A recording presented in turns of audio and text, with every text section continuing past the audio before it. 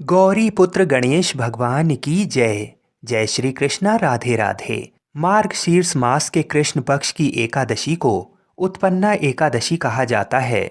मान्यता है कि इसी दिन भगवान श्री हरि विष्णु जी के शरीर से एक देवी का जन्म हुआ था, जिसने दैत्यराज मुर को मारकर भगवान विष्णु जी की रक्षा की थी। भगवान विष्णु ने एकादशी को उत्पन्न होने के कारण इसे एकादशी देवी का नाम दिया तथा ये एकादशी सभी एकादशियों की जननी मानी जाती है। ऐसी भी मान्यता है कि इसी तिथि से एकादशी व्रत की शुरुआत हुई थी। स्वयं भगवान श्री कृष्ण जी अर्जुन से कहते हैं कि जो मनुष्य एकादशी का व्रत करते हैं उनको शंखोद्धार तीर्थ एवं दर्शन करने से जो पुण्य प्राप्त होता है वह एकादशी व्रत के पुण्य के 16वें भाग के बराबर भी नहीं है। हे अर्जुन, व्यतिपात योग में, संक्रांति में तथा सूर्य और चंद्र ग्रहण में दान देने से और कुरुक्षेत्र में स्नान करने से जो पुण्य प्राप्त होता है वही पुण्य मनुष्य को एकादशी का व्रत करने से प्राप्त होता है। हे कुंती पुत्र, जो फल वेद पाठी ब्राह्मणों को 1000 गौदान करने से प्राप्त होता है उससे 10 गुना अधिक पुण्य एकादशी का व्रत करने से मिलता है। 10 श्रेष्ठ ब्राह्मणों को भोजन कराने से जो पुण्य प्राप्त होता है वह एकादशी के पुण्य के 10वें भाग के बराबर होता है।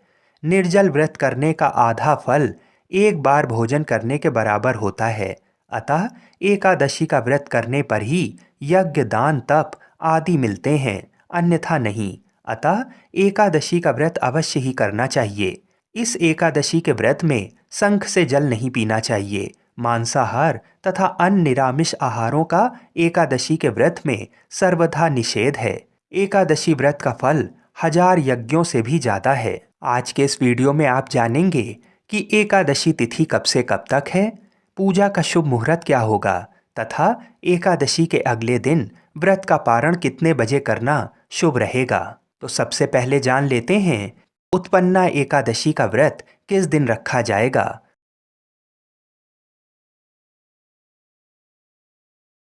काशी के पंचांग के अनुसार एकादशी तिथि प्रारंभ होगी 26 नवंबर को मध्यरात्रि 1:01 से और एकादशी तिथि समाप्त होगी 27 नवंबर को सुबह 3:47 पर।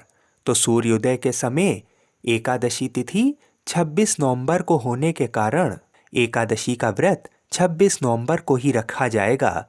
अगले दिन यानी 27 नवंबर को व्रत खोला जाएगा और व्रत खोलने का शुभ समय होगा दोपहर 12:50 से लेकर दोपहर 3 बजे के मध्य में, क्योंकि इस बार सुबह 10:25 तक हरिवासर रहेगा और हरिवासर में अपना व्रत नहीं खोला जाता है।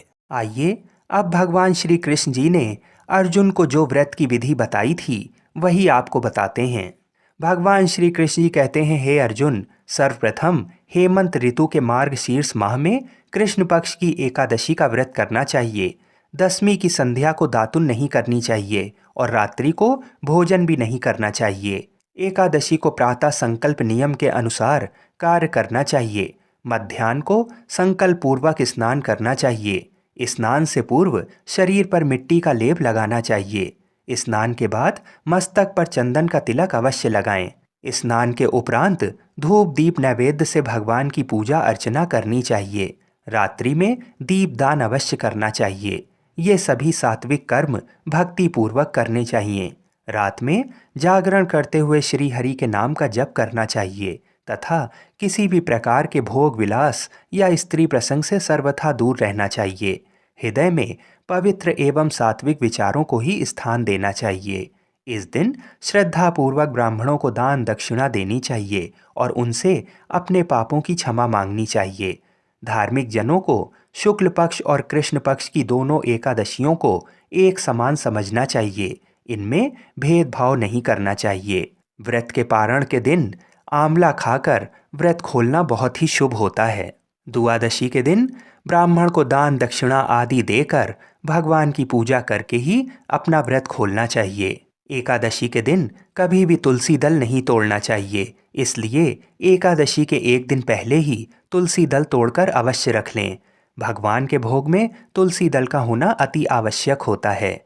आप सभी को उत्पन्ना एकादशी की हार्दिक शुभकामनाएं। जय श्री राधे कृष्ण।